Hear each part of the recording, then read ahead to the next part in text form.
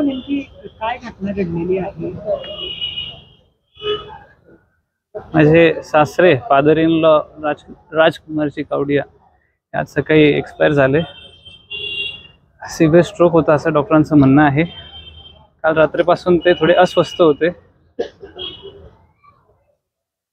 कसला स्ट्रोक होता? कसला स्ट्रोक? हार्ट अटॅकच म्हणताय. त्याला कुठे हार्ट अटॅक आलेला होता त्यांना? नेमकी तुम्हाला काय अटॅक नाही, अस्वस्थ होते. सकाळी मी पिक केलं, त्यांना दवाखान्यात घेऊन आलो. डॉक्टर म्हणे सिव्हिअर स्ट्रोक आहे. मग इथे आल्यावर थोड्या वेळात ते एक्सपायर झाले. कुठून पिकअप केलं होतं आपण? आम्ही राहतो शिरसोली रोड श्री लेक प्राईडवर. त्याच्या बाहेर परिसर आहे मेहरून तलाव. सकाळी वॉकला गेले होते ते. आमचे डॉक्टर काका आहेत, डॉक्टर बसे, त्यांचा फोन आला की पप्पांना बघा कुठे गेले ते. फोनवर बोलणं झालं होतं. आय थिंक बरे वाटत नाही त्यांना तब्येत, बघा कुठे ते खाली.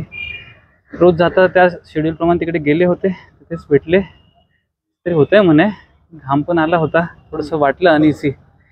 तेव्हा सकाळी 5:30, 6, 6:30 वाजले असतील. तिथून ऑर्किड हॉस्पिटलला घेऊन आलो. त्याला कसला त्रास होता त्यांना? त्रास सच नाही, पण अनइझीनेस होतं. रात्री पण बेचैनी होती. झोपायच्या वेळेस ऍसिडीची गोळी घेतली. म्हटलं ठीक आहे, सकाळपर्यंत होऊन जाईल व्यवस्थित. त्यांचा व्यवसाय काय होता? व्यापारी होते, किराणा मालाचा व्यवसाय. कॉलेज वगैरे शैक्षणिक संस्थांचा काय विषय होता? शैक्षणिक संस्थेच्या बॉडीवर होते ते, पण ते शेवटच्या टप्प्यात होतं. बऱ्यापैकी निसटून गेलं होतं, बिल झालेले होते.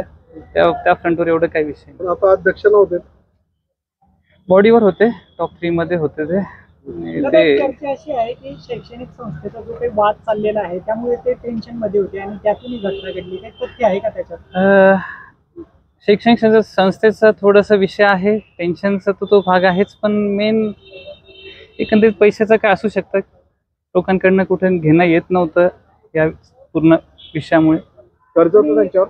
कर्जाचं नाही, लोकांकडचं घेणं येत नव्हतं. कर्जाचं काय हे नाही. तर दुसरी एक अशी चर्चा आहे की त्यांनी विष प्राशन केलेलं होतं, त्यात काही तथ्य आहे का? मला नाही वाटत त्याच्यात काही तथ्य आहे.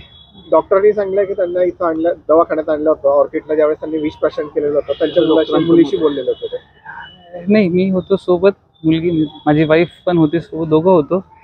विषच्या असंच काही चर्चा नाही. त्यांनी इमिजिएट जे काय असतं अटॅक नंतर, स्ट्रोक नंतर ट्रीटमेंट ती चालू केली. पण डॉक्टरांचं म्हणणं विष प्राशन केलेलं. नाही, आता ते रिपोर्टमध्ये समजेल, असंच त्याची कल्पना नाही. शैक्षणिक संस्थेच्या वादासंदर्भात कुटुंबियांची त्यांनी काही शेअर केलं होतं का?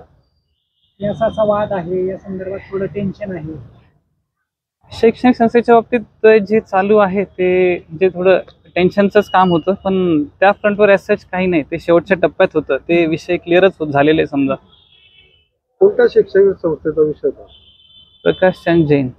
उद्या त्या संस्थेवर कारवाई होणार होती, इमारत पाडली जाणार होती, त्याचा तणाव. त्याची आयडिया नाही असंच काय लेवलवर कोणता विषय. अधिकाऱ्यांनी ते आदेश जे आहेत इमारत पाडल्याचे ते काढलेले होते आणि उद्या तिथं हातोडा पडणार होता अशी माहिती. त्याची एवढी डिटेल आयडिया नाही मला. आपलं तन्मय दिनेश भंडारी. फोन वगैरे यायचे, खूप स्ट्रेस वगैरे यायचे अशी देखील. फोन तर नाही विषय, पण स्ट्रेस तर होता. तन्मय दिनेश भंडारी.